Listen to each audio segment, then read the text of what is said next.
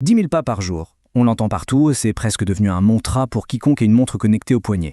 Mais au fond, est-ce que ce chiffre repose sur de la vraie science ou est-ce que c'est juste une super idée marketing qui nous vient tout droit du Japon des années 60? C'est justement ce qu'on va décoder ensemble. Allez, il est temps de démêler le vrai du faux. Ces fameux 10 000 pas. Sont-ils vraiment la formule magique pour être en meilleure santé ou est-ce qu'on est face à une idée reçue qui a la vie dure?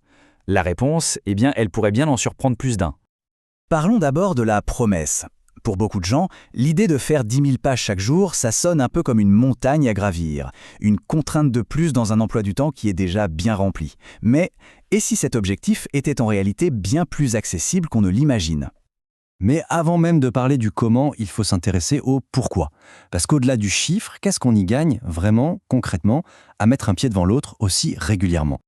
Alors là, la liste des bienfaits est longue et franchement assez convaincante. On parle de renforcer le moteur même du corps, le cœur, les poumons, ce qui améliore l'endurance générale. Mais ça va bien plus loin.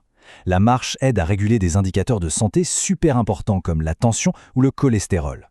Et l'impact ne s'arrête pas au physique, non. C'est aussi un allié incroyable pour le mental, capable de booster l'humeur et de faire baisser le niveau de stress. Bref, un véritable cercle vertueux. Bon, les bénéfices sont clairs. Mais revenons à notre chiffre. Concrètement, 10 000 pas, qu'est-ce que ça représente? Passons maintenant du pourquoi au quoi.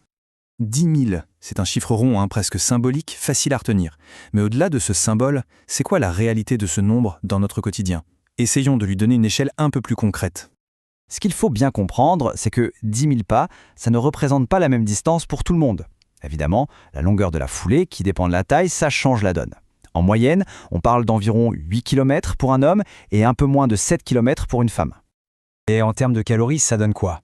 Eh bien, pour vous donner un ordre d'idée, une personne de 70 kg qui marche à un bon rythme, disons 5 km/h, peut brûler entre 400 et 500 calories.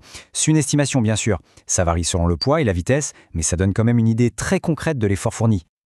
Ok, donc on a le pourquoi et le quoi. Il reste la question essentielle, celle qui fait toute la différence, le comment. Comment est-ce qu'on intègre cet objectif dans des vies qui sont souvent bien remplies? Voyons quelques stratégies. Pour que ça fonctionne sur la durée, il y a 3 clés. D'abord, trouver son propre rythme, sa routine, pour que ça devienne une habitude.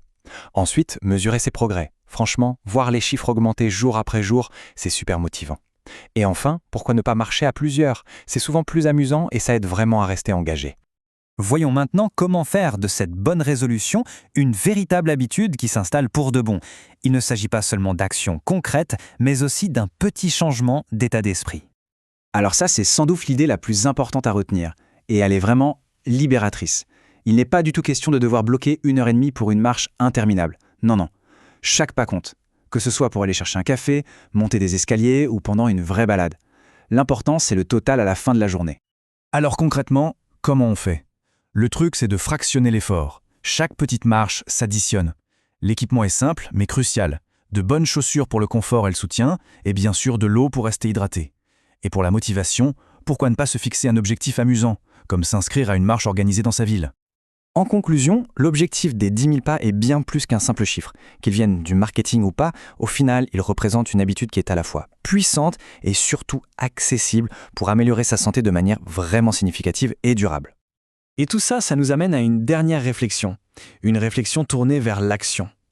Quel pourrait bien être le tout premier pas à faire dès aujourd'hui?